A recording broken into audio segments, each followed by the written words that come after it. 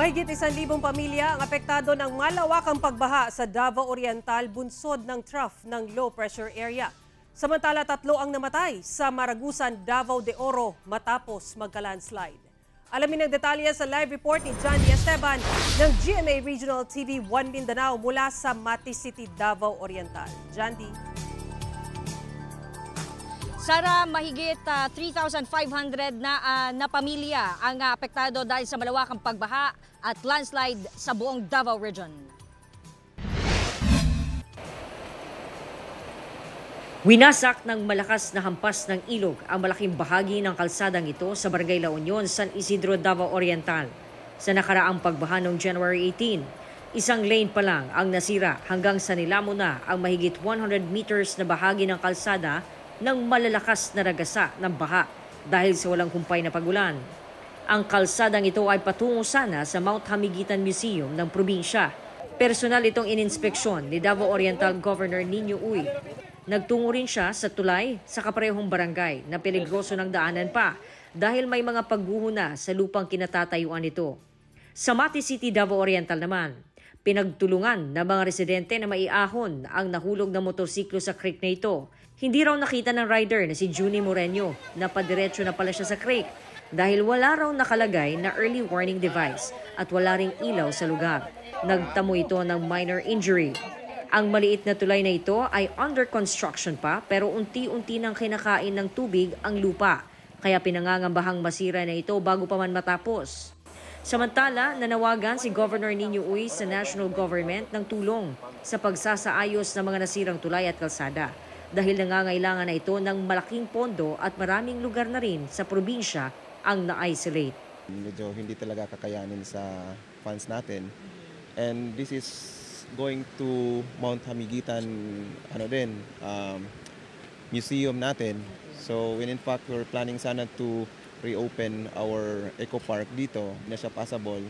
So we need to maybe request from the Department of Tourism para ma-restore natin or ma-reconstruct natin ang roads dito.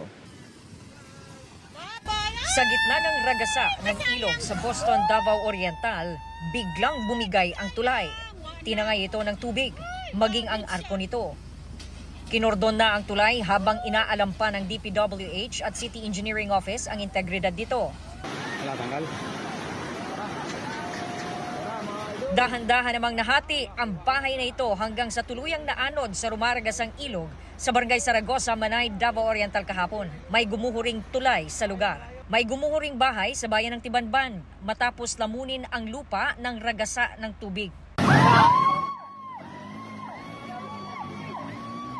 Ang motorsiklo ng lalaking ito na pinilit tumawid sa kalsada sa Baganga, inanod.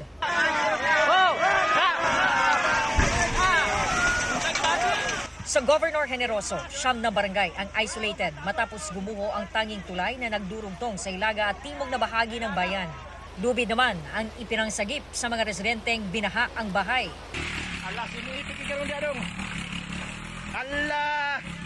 Habang sa Mati City, hindi madaanan ang bahagi ng kalsada dahil natabunan ng gumuhong lupa at bato.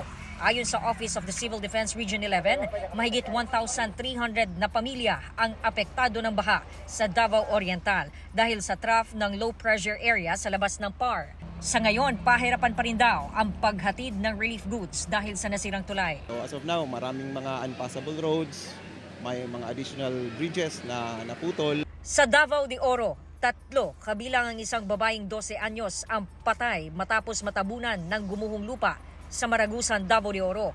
Patuloy ang paghahanap sa isa pang lalaki. Marami ring taga Davao City ang pinalikas dahil sa pagbaha bunsod ng pag-apaw ng Davao River. Karamihan sa mga residente lumikas na raw agad matapos marinig ang alarma. Magsiri nagkaduhang, bakwit agad mi. Muna among ipaapo.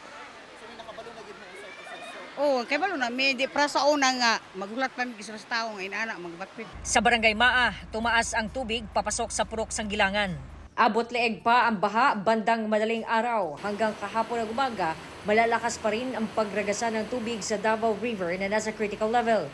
Ayon sa CDRMO, Nasa mahigit 8,000 individual ang apektado sa pagbaha sa 15 barangay sa Davao City. Namerwisyo rin ang baha sa Davao del Norte, gaya sa bayan ng Carmen. Sa bayan ng Kapalong, gumamit na ng floater ang ilang residente. At sa bayan ng Santo Tomas, napinsala ng baha ang mga gamit sa loob ng isang paaralan. May kinailangan ding i-rescue sa Panabo City, bunsod ng malawakang pagbaha. Isinailalim na ang lugar sa state of calamity. Sara, patuloy ang clearing operations ng DPWH at ng mga engineering offices ng mga LGU dito sa Davao Oriental sa mga kalsada na landslide, maging ang pag-repair sa mga nadanyos na mga tulay. Patuloy rin ang kanilang restoration ng mga supply ng kuryente, gaya nga na makikita nyo sa aking likod. Mga tauhan yan ng Dureco at nire-restore nila ang supply ng kuryente dito sa Barangay Mayo dahil nawalan nga sila ng supply dahil sa mga nagtumbahan na mga electric posts. Sarah. Okay, maraming salamat at mag-iingat kayo, John D. Esteban ng GMA Regional TV 1 Mindanao.